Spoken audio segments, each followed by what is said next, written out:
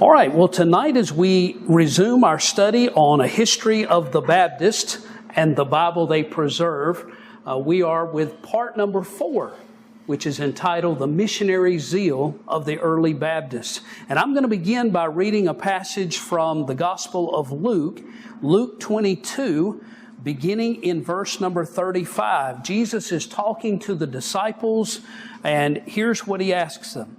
He said unto them, When I sent you without purse and without scrip and shoes, lacked ye anything? And they said, Nothing. Then said he unto them, But now he that hath a purse, let him take it, and likewise his scrip. And he that hath no sword, let him sell his garment and buy one. For I say unto you that this that is written must be accomplished in me. And he was reckoned among the transgressors, for the things concerning me have an end. So Jesus told the disciples, if you don't have a sword, go and buy one. In our study this evening on Baptist history, we're going to see yet another period of Baptist history where the true New Testament churches throughout the ancient world were under persecution, not only by the government, but also by the Roman Catholic Church. You will hear tonight some of the stories of Christians that were martyred for the faith by others pretending to be Christians themselves. And so tonight we'll begin part number 4, the missionary zeal of the early Baptist. A new name for old churches. As we've talked about before, one of the attacks of the Catholic Church on true New Testament churches of every generation has been to call them by names based on the names of some of their new pastors in each generation, trying to make true New Testament Bible-believing churches appear to just be something new that has come along, when in fact it's a lineage dating all the way back to the apostles of one generation of church after another that has maintained the purity of doctrine and practice from the New Testament. These are not new churches teaching some new thing. They're just the descendants of those that had formerly been doing the same for hundreds of years. And so tonight we're into the period of time known as the Dark Ages or the Middle Ages. According to the Roman Church, a new sect, S-E-C-T, sprang up in the eastern part of the old Roman Empire. And by this time, it's no longer known as the Roman Empire, which is considered to have collapsed in AD 476 with the fall of Rome. And everything moved east to the new capital of Constantinople, which was named after Emperor Constantine, by Emperor Constantine, no less. It was the old city of Byzantium of the Greeks. And so for that reason, the Eastern Roman Empire, which continued to exist even after the fall of Rome, it is known as the Byzantine Empire. So according to the Roman Church, a new sect sprang up in the Byzantine Empire around the year AD 660 in the region of Armenia. And if you see on the map up here, this is Turkey, and Armenia is actually that area just north of Turkey on the coast of the Black Sea. It's labeled Armenia on the map, actually down into Turkey, but Armenia proper is to the north of that in the area that is shaded. But this is the area where these supposedly new churches sprang up, when in reality, you and I know they weren't new churches at all. There may have been new churches being planted, but they believed the same doctrines, believed the same teachings as the Baptist churches of the centuries all the way up to AD 660. Now, the Catholic Church claims that this was a new movement that quickly spread from Armenia into Phrygia and then into Europe. But the reality is that the Catholic Church simply began associating all of the former Montanist, Novatian, and Donatist churches with this new movement. So anybody that believed what a Baptist church believes today, the Catholic Church was just lumping them all together and calling them by this new name that we're about to see. But they're the same churches we've seen before, that at first the Catholics called Montanists, then they called them Donatists, and it's the same churches that believe the same thing that Baptist churches today believe. This new movement was actually nothing new at all. It was just the continuation of the same New Testament churches which had continued to exist all along, despite persecution by Rome, the Roman Church, and now the Mohammedans. If you'll remember, it was around AD 632 that Muhammad had his Hajj, his special holy trip, and then he and his followers began declaring war on everybody they came across. First, they conquered all of the peninsula of Arabia, and then they began to spread from there. They spread across North Africa. Then they spread northward up into the area that is the land of Palestine or Israel, and then all the way up even into the area around Turkey that we know today as the country of Turkey. And so these early Christians around AD 660, they not only have to contend with persecution by the Roman government of the Byzantine Empire, but also being persecuted by the Roman Catholic Church, which is working in cahoots, in conjunction with the government of the Byzantine Empire to persecute them. And then now they're having to also contend with the Mohammedans, the Muslims, who are murdering anyone who doesn't convert to Islam. Now, here's the Catholic version of the story of this new, quote-unquote, group of churches. The Catholic version of the origin of this supposedly new movement was that a young man who was a Manichee was given a copy of the Gospels and the epistles of Paul from the New Testament by a Christian who is fleeing captivity from the Mohammedans or the Muslims. Now, a Manichee is someone who is a follower of the prophet Manes, M-A-N-E-S or M-A-N-I. Sometimes you'll see it spelled. He was someone who basically started his own religion.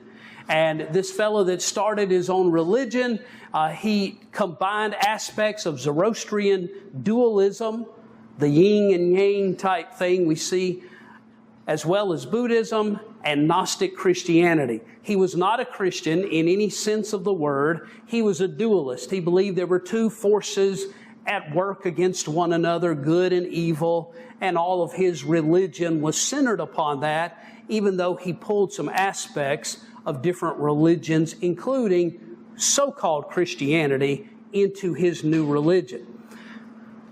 So this fella was supposedly a follower of this false prophet, Mani, and he supposedly was given a copy of the Gospels, Matthew, Mark, Luke, and John, and a copy of Paul's epistles. And after reading them, he is supposed to have converted to Christianity and somehow mixed those Christian philosophies in with his Manichaeism and started proselytizing in the area of Armenia that you saw on the map. And voila, he started having disciples left and right and starting churches of their own that were not Christian churches. They were this mixture, this Manichaeism mixed with Christianity. Now this is the Catholic version.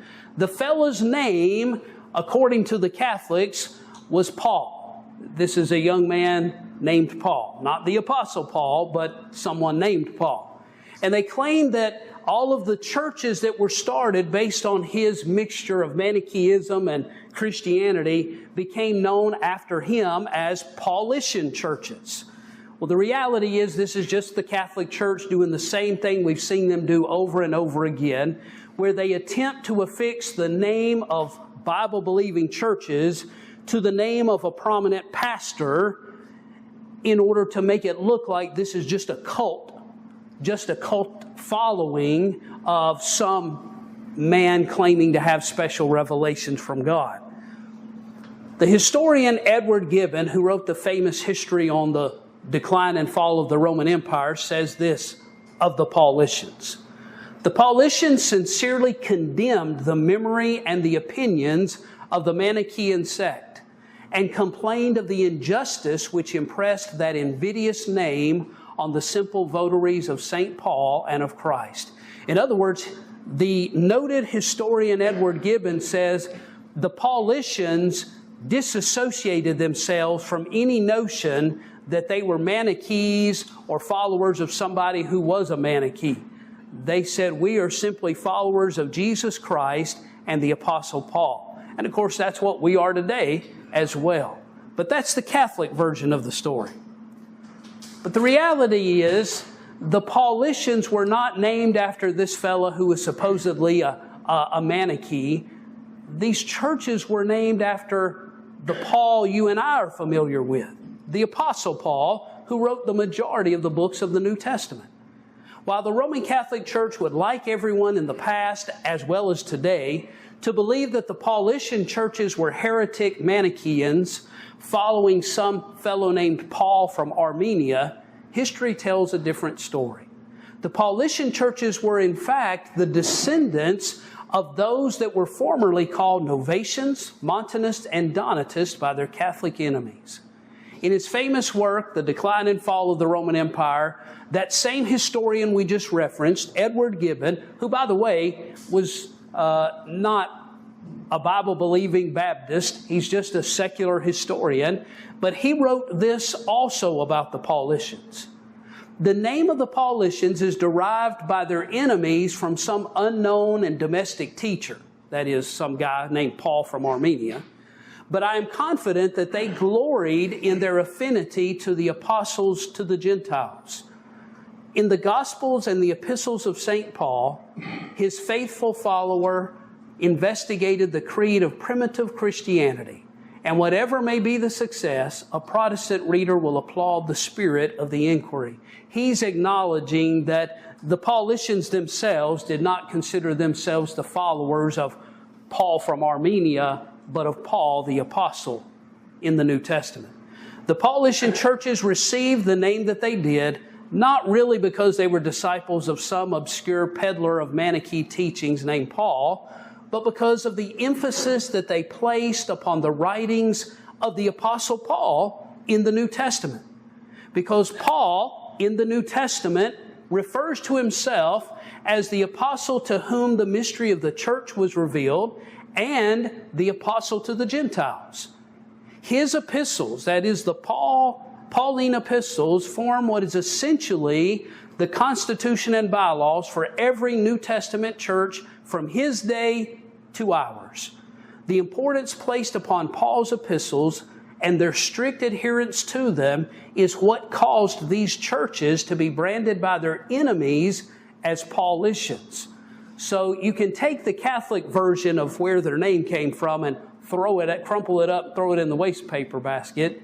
The real reason they were known as Paulicians is because they were tenaciously following the writings of the Apostle Paul.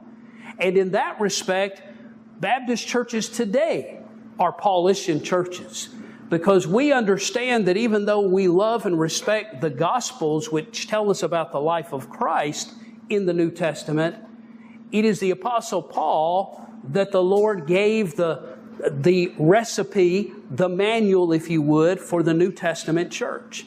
And we follow the writings of the Apostle Paul in our Baptist churches today. So why were they called Paulicians? It had nothing to do with a fellow named Paul from Armenia. It's because they followed the writings of the Apostle Paul.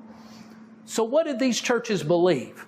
Well, we really have very little remaining from their actual writings, because every time the Catholic churches found some of their writings or their Bibles, that's right, they cast them into the fire and burned them. Along with the believers. Along with the believers themselves. So what we know about their beliefs come from their Catholic accusers, but even just looking at what the Catholic accusers say they believed, they sound a lot like Baptists to me. We'll just briefly look at the list. Number one, they endeavored to give the Scriptures to everybody. Number two, they made no distinction between the clergy and the laity. Number three, in other words, they didn't have priests and popes. Number three, they read the Scriptures publicly around other people. Number 4, they were faithful in marriage, which is still good for people to follow today. Number 5, they drank no wine, that is alcoholic wine. Number 6, they emphasized the priesthood of the believer, which is one of the doctrines we Baptists still believe today. They had no councils, synods, nor associations, but were independent, autonomous churches. They rejected the belief in the perpetual virginity of Mary. They often designated the names of their local churches after New Testament names such as Ephesus, Colossae, Philippi, etc. By the way, I know a few Baptist churches named after those things today in our own area. They disbelieved in the material presence of the Lord's body and blood in communion. Now, this is that Catholic belief we've talked about before, where the Catholics believe in transubstantiation, that the wafer and the wine literally turn into the body and blood of Jesus as the parishioner consumes it during Mass. These Paulicians refuted that. They did not believe in that. They believed the same thing Baptist churches today believes. A Catholic historian states that they agreed but little with the Manichaeans. They gave the Scriptures to all, even women, and treated the worship of crosses, images, relics, and Mary with contempt.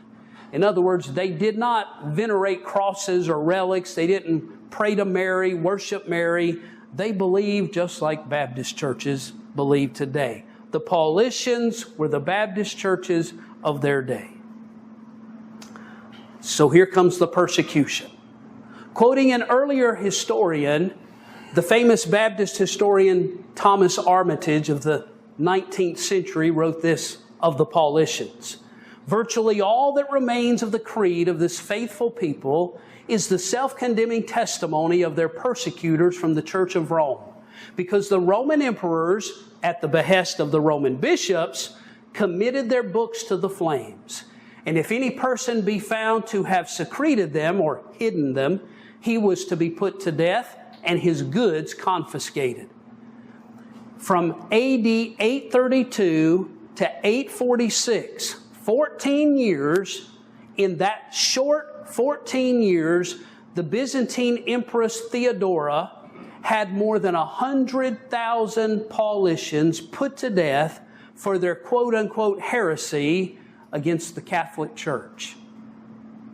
That means in 14 years, she had 100,000 Baptists put to death for the same thing you believe today. For more than 100 years, the Paulicians took up arms against the state in self-defense in the Byzantine Empire. They defended themselves against attack for more than 100 years. In AD 973, the Paulicians in the empire were transported en masse to Bulgaria, northward, and promised religious liberty. They were used as a human shield to protect the capital of Constantinople, or Byzantium, from the hordes of invading barbarians to the north. In spite of the constant dangers, the number of Paulicians exploded in Bulgaria when they were given even nominal religious liberty. So after being persecuted for over 100 years, fighting for their lives just to exist, the government of the Byzantine Empire said, okay, we're going to make a deal with you. You're going to get religious liberty like you want, to worship how you want, but we're going to move all of you across the Dardanelles into Europe, into what we would call modern-day Bulgaria. We're going to move all of you up there. You can believe how you want to believe, live how you want to live. We're going to put you up there and give you religious liberty. The reality is the government was sending them up there to use them as a human shield, a buffer zone from the invading hordes that were invading the Byzantine Empire from Asia, coming down from the north through the Balkans and attacking the city of Constantinople.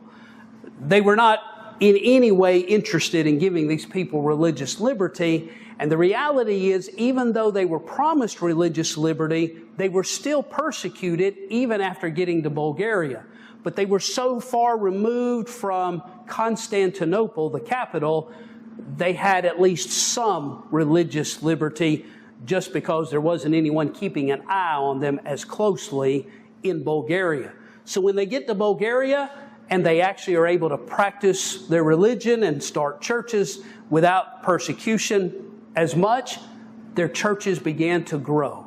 And that's what happened. Their population, their numbers began to explode once they got to a place where they weren't under persecution.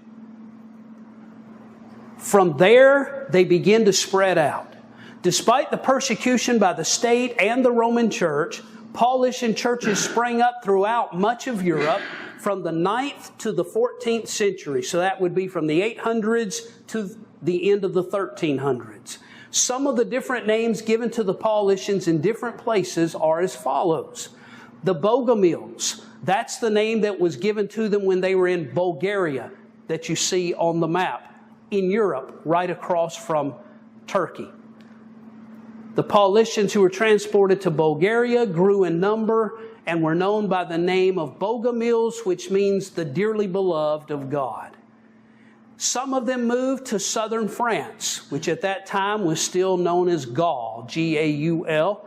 The Paulician missionaries traveled over there, established churches, and they came to be known by the Catholics as the Albigenses, named after one of the towns where they were so numerous there. But they continued to refer to themselves by a different name. The name they preferred was the Cathari, or the Cathars. That means the pure. That is, those who tried to maintain the purity of the doctrine. Now, we'll talk more about them in just a few minutes. The Catholic Church tried to say that the Cathari were Manichaeans, dualists. Not so whatsoever, but we'll see that in just a few minutes. Then some of them moved looking for safety up to the mountains around northern Italy and Switzerland to the north of that in the Alps. And there in the Alps, they joined together with other Baptists that had been there all the way back to the 3rd century when some of the Novatians moved up to Milan and then into the Alp mountains. And they are the ones who were called the people of the valleys, the Valdenses, which also is pronounced Waldenses. And they joined themselves to the Waldenses. So you have some of the Paulicians moved into Bulgaria, then into the Alps, some into southern France, some up into Germany, and some, after making their way to the northern part of France, even crossed the English Channel, and there were Paulicians in southern England up to the time of John Wycliffe, who will be the first to translate the entire Bible into English for the English-speaking people. You can read whatever works you want to read on John Wycliffe, and you'll never find a secular book, or probably not even a religious history book, giving the Paulicians credit for their influence on John Wycliffe. But everywhere the Paulicians went, just like the Baptists before them, they translated the Scriptures into the common languages of the people. Had Wycliffe ever seen a Paulician Bible? We don't know that. We have no written records of that. But we know there were Paulicians in southern England in his day. There's no way he could have not known who the Paulicians were, what they believed, because they were under the condemnation of the Catholic Church. And before he separated from the Catholic Church, he was part of the Catholic Church. So he undoubtedly knew who they were, what they believed, and that they were known for translating the Bible into the common languages of the people. You'll not find a history book that will give the Paulicians any credit for John Wycliffe's English Bible, but I assure you they were somewhat responsible for it nevertheless. Here's a map again that shows their path. And again, we talked about the first night of Baptist history. The gospel continued from its very beginnings in Jerusalem to move northward and westward. And we continue to see that even in the path of the Paulicians as they traveled. They had a love for the Word of God. The preacher here at Pinnacle Baptist Church preached a message this morning on the fact that Baptists are supposed to be the people of the book. We're supposed to love the Word of God. Well, the Paulicians did. Their Catholic enemies reported that the Paulicians read the Scriptures publicly and that they translated the Scriptures into the common languages of the people wherever they moved. They knew the Bible well and could quote it. They were also active soul winners. Their evangelist, a fellow named Sergius, wrote that he was converted to Christ after a woman who was a Paulician gave him the gospel orally. Now, you will not find any instance of women being allowed to have a copy of the Scriptures or do anything in the Catholic Church in any of the early centuries of the Catholic Church. But here is a Baptist lady who was saved, and she was doing what Baptists are always supposed to be doing. She was telling whoever she ran into about Jesus, and she ended up leading this heathen to the Lord. After he got saved, he became a Paulician preacher himself. In his polemic work against the quote-unquote heresy of the Paulicians, the Byzantine monk Paulus Siculus of the 7th century said this: "Both priests and people are in duty bound to the constant perusal of the gospel." In other words, they all believe it is their responsibility to read the Bible for themselves. Their quote-unquote books were committed to the flames whenever their persecutors discovered them. These books not only included Bibles, but Bibles translated into the common vernacular of the people, and I'm sure also included other books about what they believed as well. But not just any Bible would do. The Bibles of the Paulicians were notably different than the Bibles in the Catholic Church, even in their own day.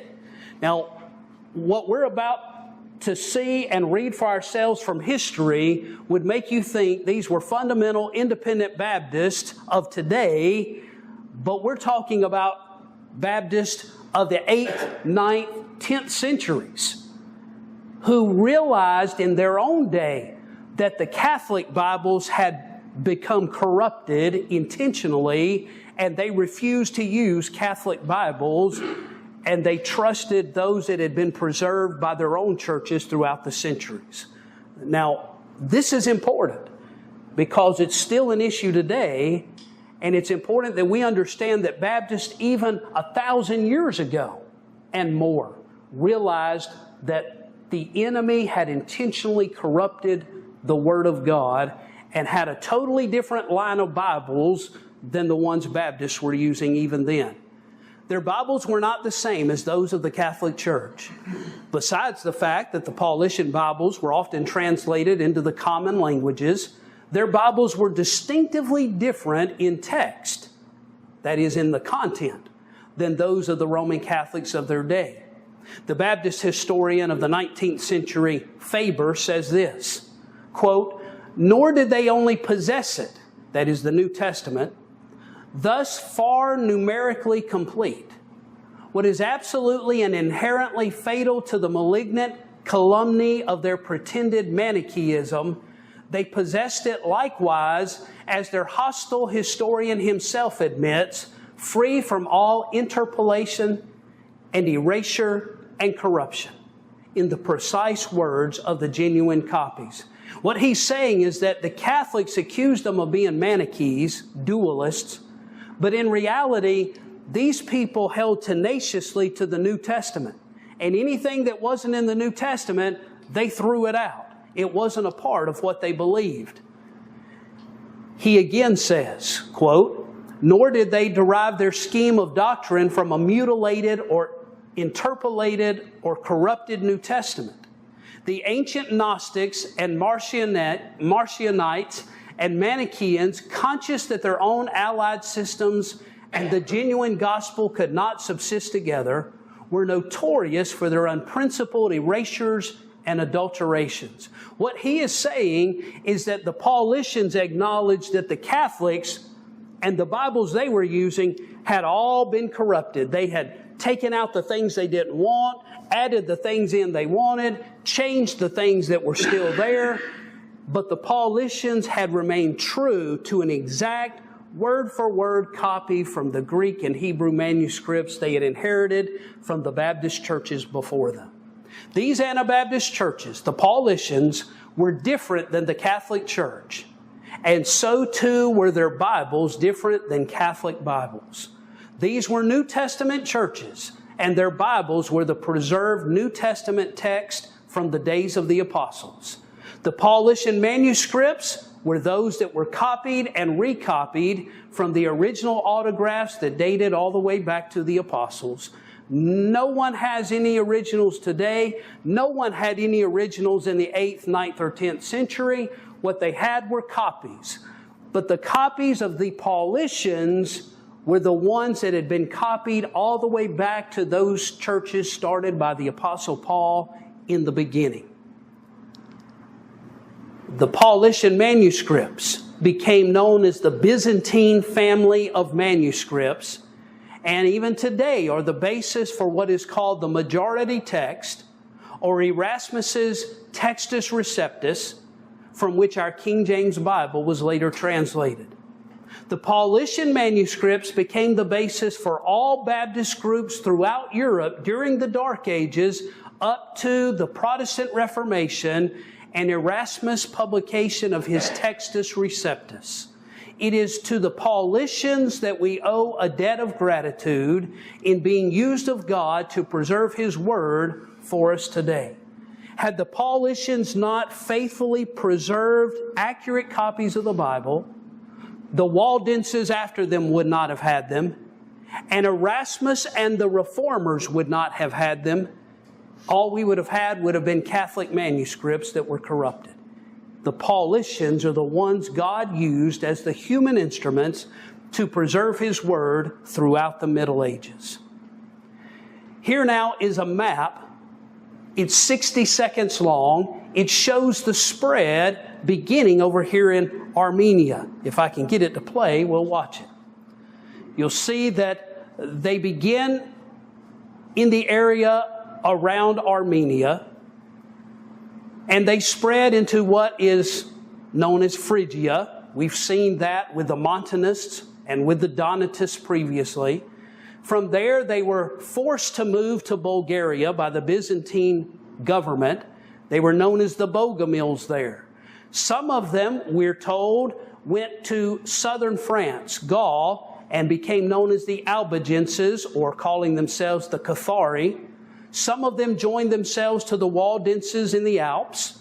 Some Paulicians were found all the way in Germania and later became identified as Waldenses themselves.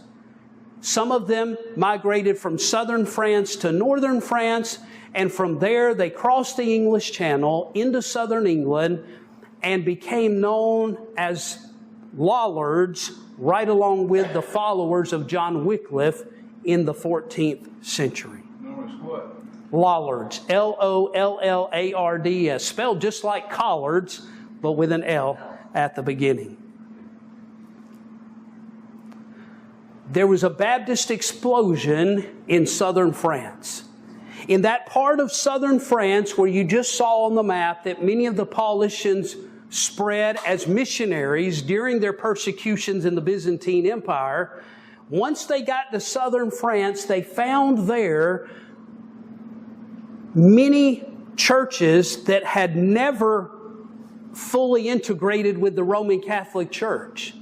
If we went all the way back to our history of the Donatists in the 4th century, you may remember that there were many churches in Gaul that were on the side of the Donatists and later became known as Donatists themselves because they supported the Donatists in not joining the Catholic Church.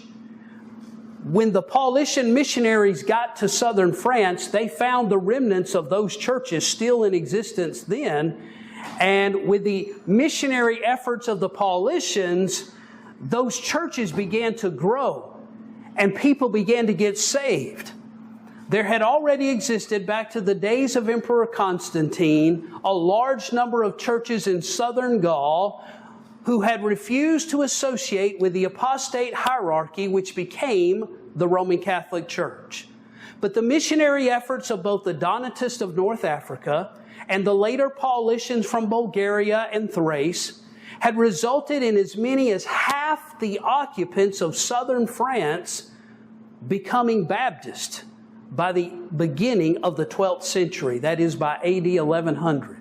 Now that's not all of southern France, but that area along the coast between, as you're looking at the map, between the Pyrenees Mountains where Spain begins and the Alps Mountains where Switzerland begins and Italy. In that area of southern France along the coast between those two mountain ranges were the Paulicians. And the churches they started became so numerous. And the people that lived there, they had so many converts that almost half the people in that part of France were known as Paulicians, or as the Catholics called them, Albigenses. Now, during this same period, there are a number of Catholic priests and monks and friars who end up getting saved because of the preaching of the Paulicians and the Albigenses. And as a result, once they're converted, they begin to preach and start Paulician churches as well. 3 of them are mentioned here. The Arnoldists, they were called that by the Catholics, not by themselves. But again, the Catholics trying to make them look like just a cult. The Catholics called them Arnoldists, followers of Arnold of Brescia, a former Italian monk who accepted Christ and renounced the evils of Catholicism until his execution in 1155. So you see, we're around the 1100s, which is the 12th century. Then there were the Petrobrucians, that's what the Catholics called them, followers or disciples of Peter de Bryse, who preached against such heresies of Catholicism as veneration of crosses, infant baptism, transubstantiation, until at the last he was burned at the stake by the Catholics in AD 1131. Then there were the Henricians. The Henricians were followers of Henry of Lausanne, which is in Switzerland. He was a former Catholic monk who preached against the Roman Church until he too was imprisoned for his faith in 1148 and languished in prison until he died. Each of these former Roman Catholics were converted due to the preaching and soul winning of Paulician Anabaptists already living in those areas where they were ministering as Catholics before they were converted. And once they became Bible-believing Baptists, they became Baptist preachers, and it increased the number of people in the region that were not Catholics anymore. You can imagine that's not going to sit well with the Catholic Church. Here's a map that shows where those 3 men primarily did their preaching. The red area are the Henricians. The yellow region is the area where Peter de Bryse did his preaching, and they were known as the Petrobrucians. Then the green area is the area where Arnold did his preaching, and they're known as the Arnoldists. But you can see all of those are right there around that area, from the Pyrenees Mountains on the border with Spain to the Alps Mountains on the border with Italy and Switzerland. So now we have the rise of this new group of Baptists that is so numerous, they have outnumbered the Catholics in the southern coastal area of France. Instead of calling them Paulicians at this point, because one of the 2 cities where they were the most numerous were those 2 cities on the left side of the map there, the western side, the city of Albi, A-L-B-I, and the city of Toulouse, which is southern France. The city of Albi, it was said by the Catholics, was wholly given over to these Anabaptists. And so they got a new name for these Baptists by calling them Albigenses, those from Albi. That's the Catholic name for them, but the Albigenses themselves continued to prefer the name Cathari, or the pure.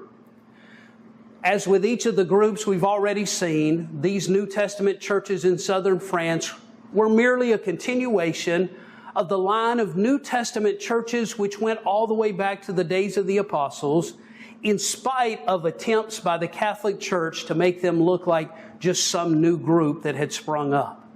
These Baptists were so numerous in the south of France that the Catholics argued that the entire cities down there had converted to their Anabaptist beliefs. Two of those cities were Toulouse and Albi, from whom the Catholics gave them their name, Albigenses. The name which they chose for themselves, however, was the ancient name of Cathari, meaning the pure, because of their desire to be pure in their dedication to the Scriptures. You won't read what I just told you in any secular textbook, and you won't read it in most religious history books. They will tell you, and if you Google it and you read Wikipedia or ChatGPT or any of those other things, you will see them say that the Cathari of southern France, the Albigenses of southern France, were nothing but Manichees. They were dualists. They believed in good and evil, and yes, they had some disagreements with Catholicism, but they weren't Bible-believing Christians at all. The reality is that's just a lie that has been affixed to them, like every other group of Baptists we've seen in all of Baptist history, because the Catholics want it to look like the Catholic Church is the only game out there. If you're a Christian, you're Catholic or you're nothing. You're a Catholic or you're a heretic. So, what is the origin of the Albigenses? Well, the Baptist historian Armitage says this: those of northern Italy and southern France drew to them various Oriental sects, many of them the pure men, compared with those generally seen. Prominent amongst these were Catharists from Bulgaria and Thrace. Well, who were the Catharists from Bulgaria and Thrace? They were Paulicians that had come and were endeavoring to do missionary work in southern France. And referencing the anti-Paulician historian Schmidt, here's what Schmidt says. Armitage is quoting him, but Schmidt was an anti-Paulician historian. He didn't care for them, but he admitted this: they originated in Bulgaria, from whence they spread into Thrace, where they were known as Bogomils, then into Dalmatia and Slavonia in Europe, till merchants brought the heresy to Italy, and the Crusaders brought it to France. And so Flanders, Sicily, and other countries of Europe became thoroughly infected therewith. Isn't that like a bunch of Baptists? Everywhere they go, they're taking the gospel with them and converting people. That's what their enemy is saying about them. Armitage also says this, though: the Bogomils were simply a branch of the Cathari. They were an offshoot of the Paulicians. The Paulicians of Bulgaria furnished the Cathari of southern France. So who were the Albigenses? They were Paulicians that moved to southern France and helped to plant more churches. Gibbon thinks, that's the historian on the decline of Rome, Gibbon thinks that they found their way there either by passing up the Danube River into Germany or perhaps through Venice in the channels of commerce and trade, or through the imperial garrison sent by the Greek emperor into Italy from Constantinople. But come as they might, we find them at Orleans in AD 1025, in the Netherlands in 1035, and in Turin in 1051. They are called Albigenses, but they are the Paulicians that migrated there. They're one and the same people. The Albigenses arose in southern France early in the 11th century and were first known as Publicani, but at last took their name from the city of Albi, the center of the Albigeois district. So who were the Albigenses in reality? They were just Paulicians or Waldenses. They're all the same people. They all believe the same things. What did they believe? Well, following the usual modus operandi of the Catholic Church, they accused the Albigenses of being nothing but dualistic Manichees. And that's what you'll read in Wikipedia today. The Cathars were just Manichees, dualists. No, they weren't. To this day, history books speak of the Albigenses and Cathars as dualists. But is this the case? Armitage says this of them: they rejected the Romish Church and esteemed the New Testament above all its traditions and ceremonies. That is, they took the New Testament above the traditions and ceremonies of the Catholic Church. They did not take oaths, nor believe in baptismal regeneration, which is the belief that water baptism helps save a person, but they were ascetic and pure in their lives. That is, they just lived simple, plain lives. The historian Vignes attested to the doctrinal similarities of the Albigenses and the Waldenses, of whom we know a lot more, saying this of the Albigenses: a person from Gascony, which is on the west coast of France, worthy of confidence, affirmed to me that he had read one of their confessions written in the ancient Basque language. Now, Basque was actually part of northern Spain. These Albigenses had spilled over from France into northern Spain as they continued to plant churches. But this confession, written in the ancient Basque language, and this confession entirely agreed with the doctrine of the Valdenses or Waldenses. And in no part of it could be detected even a trace of Manichaeism.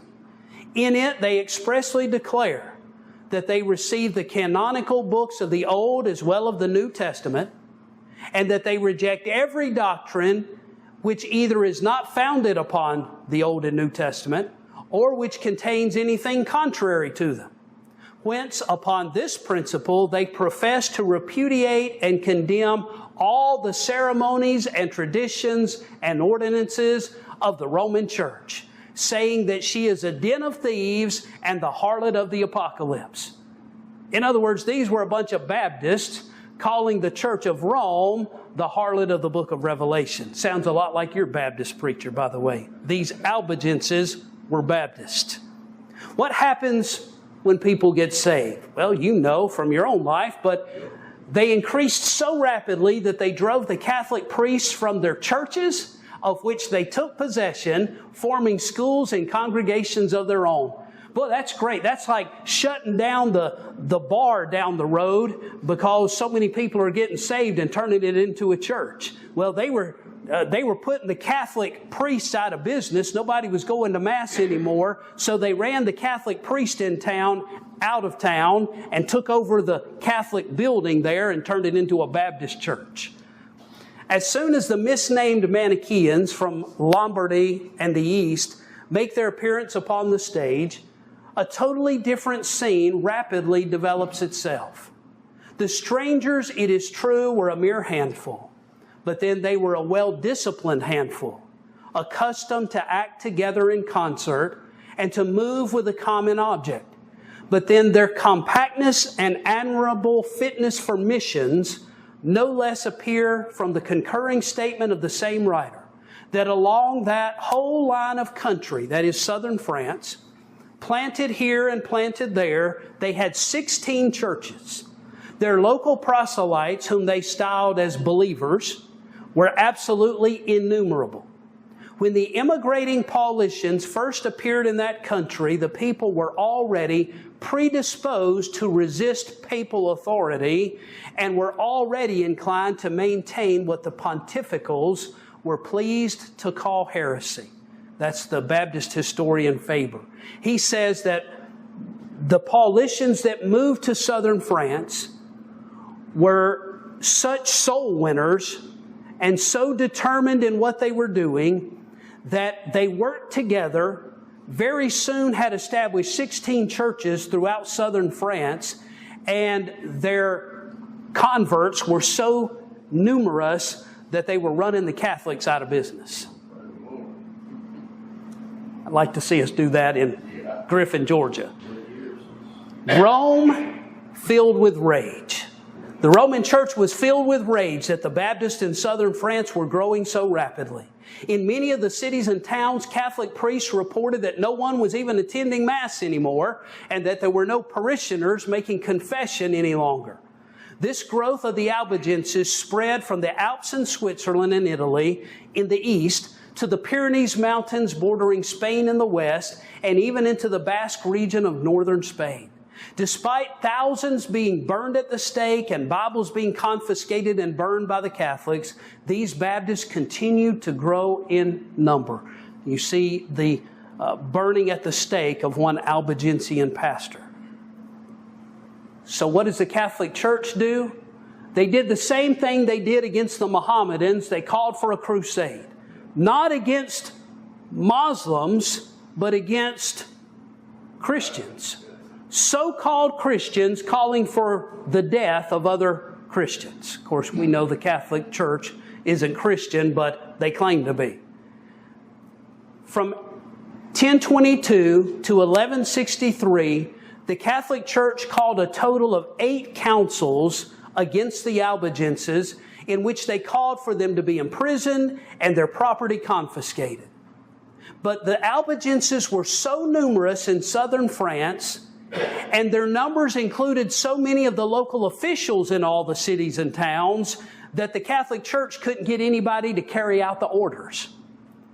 In 1179, the Catholic Church called what is referred to as the Third Lateran Council to deal with this problem once and for all. It still wasn't over.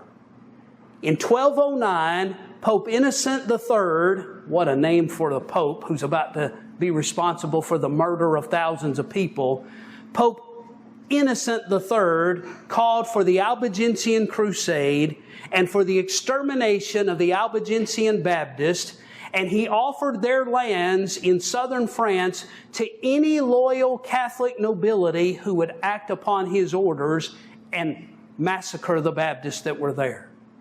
It was at this same time that the Catholic Church did 2 things. Number 1, they instituted the Inquisition. This is the beginning of the Inquisition. If you thought the Inquisition was to get rid of Muslims, you're wrong. If you thought it was started to get rid of Jews, you're wrong. Now, they got rid of a lot of those and killed Muslims and Jews with the Inquisition, but the Inquisition was started in the first place to kill Baptists and get rid of the Baptist problem. They also, in conjunction with starting the Inquisition, they created a new order of monks known as the Dominican order. The Dominicans were the Jesuits before there were Jesuits. They were the military arm of the Catholic Church sent by the Pope to enforce the Inquisition, round up these Baptists in southern France, find them, root them out, and execute them all. Of course, they had a willing partner in the King of France who saw an opportunity for him to gobble up all of those Albigensian lands in southern France for himself. And so he called his army up, marched them to southern France, and used the army of the King of France to kill the Baptists in southern France. The Albigensian Crusade. Some of the worst atrocities ever perpetuated against Baptists of any period happened during the Albigensian Crusades. There's no time to go through all of the atrocities. Here are 3 of the worst ones. Number 1, the sack of Béziers. It is said that in the city of Béziers, near the southern coast of France, nearly everyone in the city was an Albigensian, a Baptist. So the Catholic Church ordered the entire city to be burned down and everyone killed. The papal legate named Almeric, who led the attack against the city, described it afterward in a letter to the Pope by saying this: "Our men spared no one, irrespective of rank, sex, or age, and put to the sword almost 20,000 people. After this great slaughter, the whole city was despoiled and burnt, as divine vengeance miraculously raged against it. No, it wasn't divine vengeance. It was Catholic vengeance. Murdered 20,000 people and burned the city to the ground. They then moved on with their Catholic army to the next major city of Albigenses, Carcassonne, and besieged the city there. The inhabitants put up a stiff resistance to the besieging army. Their wells, though, began to dry up in the heat of summer. Once they had no water within the walls of the city, it was over. Some 20,000 inhabitants asked for a treaty with the Catholic army outside the city. And the offer that was made to them was, yes, we'll let you leave without massacring you like we just did over in the city of Béziers, but you have to walk out single file, and the only thing you're allowed to take with you is your shirt and breeches. Many died of deprivation, even though they were allowed to not be massacred. They were literally marched out of the city, and they had nothing but the shirts on their back. They had no way of making a living, no way of getting food, and many of them died in the months immediately after this because of deprivation. Nowhere to live and nothing to eat. At the very end of the attack by the Catholics, years later, when they were finally in the stage of mopping up all these French Baptists, there were a few Baptists who held out in the mountaintop fortress of Montségur in the Pyrenees Mountains on the border with Spain. If you look up pictures of this mountaintop fortress, it's amazing. The mountain is steep on all sides, and the whole top of the mountain is a castle. That's why they were able to hold out for about a year up in that fortress. But alas, food and water last only so long. The Albigensian refugees fled to this mountaintop fortress in 1244 at the end of the Albigensian Crusade in a last-ditch effort to escape the army of the King of France. After holding out during a prolonged siege, the Baptists were eventually forced to surrender and marched down to the foot of the mountain, where they were forced to then watch as 200 of their pastors were pulled out of their crowd, along with a few others, and burned to death in front of them. The Catholics got rid of the pastors, primarily. So what happened to them after the crusade is over? There's that mountaintop fortress. After more than 20 years of military crusades, exterminating the Albigenses and confiscating their properties in the south of France, there was little remaining in the way of any open, organized public worship anymore in southern France. All their churches had been burned, their properties confiscated, their pastors executed. So many of the surviving Albigenses fled to the valleys of the Piedmont up in Switzerland, where the Waldensian Baptist had existed for hundreds of years, while others fled to Bohemia in Central Europe, England, and other places. But everywhere they fled, they took with them their love for the Word of God and their missionary zeal, and they flourished again. They did the same thing in the face of persecution that every Baptist group we've seen has done. They scattered because of the persecution, but everywhere they went, they took the gospel, won souls, and started churches. Well, that brings us to the end of our presentation tonight. We've gotten through the Middle Ages with the Paulicians at the beginning and the Albigenses at the end. There's one more week left in our study of Baptist history. I had wanted to include it tonight, but it would not have done justice to it. The last segment that we're going to have will, Lord willing, be next Sunday night on the Waldenses. And this study of the Waldensian Baptist is perhaps the most exciting, because in it lies the story of how the Protestant Reformation came to be. You've been told Martin Luther got saved and came to the belief in salvation by grace through faith alone by simply reading his Bible by himself. It didn't happen that way. You're told that's how John Calvin came to his own realization of salvation by grace through faith alone. It didn't happen that way. The Baptists, the Waldensian Baptists, who were the descendants of the Paulicians and the Albigenses and the Donatists before them, they are the reasons the Protestant Reformation started in the first place, because of faithfully witnessing for hundreds of years. I'm going to give you the details and the specific names, dates, and places that will prove to you that the Baptists are the reason the Protestant Reformation started when we meet next time to learn of the Waldensian Baptist. That will bring us up to the Protestant Reformation, and that's where we'll end our study on Baptist history for the time being. But it's an exciting study. I hope if you're able to, you'll be here next Sunday evening. So at this point, I'll stop, and if anyone has any questions or comments about anything we've talked about tonight, this will be the time to share those with the rest of us.